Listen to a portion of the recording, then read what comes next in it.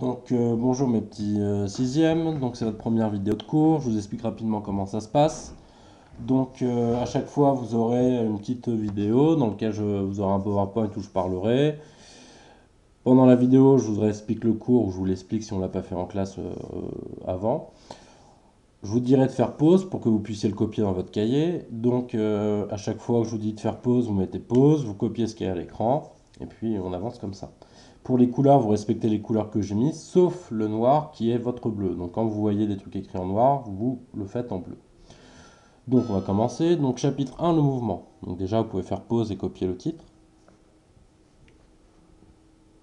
Donc dans un premier temps, on va définir ce que c'est que le système et le mouvement.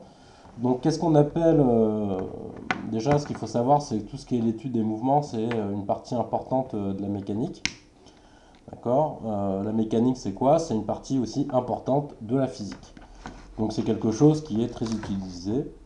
Donc dans un premier temps, quand vous allez étudier le mouvement de quelque chose, vous allez commencer par définir qu'est-ce que vous regardez. C'est toujours important en science de définir ce que vous observez ou ce que vous regardez.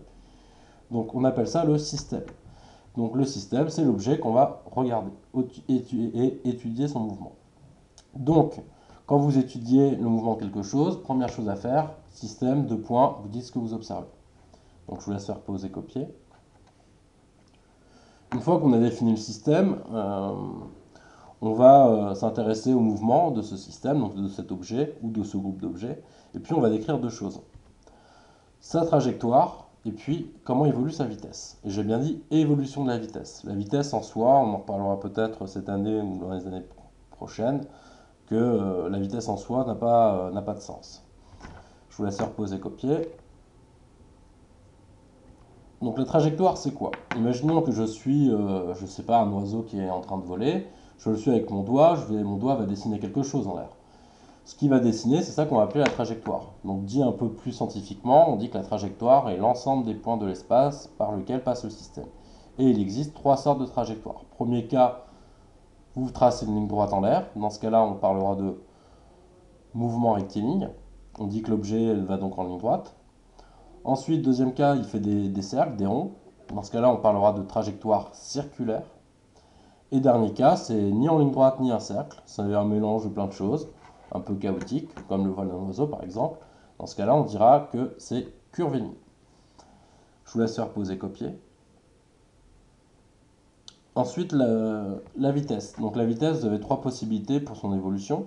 Soit vous allez accélérer, c'est-à-dire que votre vitesse augmente de plus en plus, comme en voiture, quand vous démarrez, vous accélérez, vos parents accélèrent.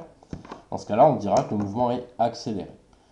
Là, un petit élève traverse devant vous, vous le laissez passer, vous appuyez sur la pédale de frein.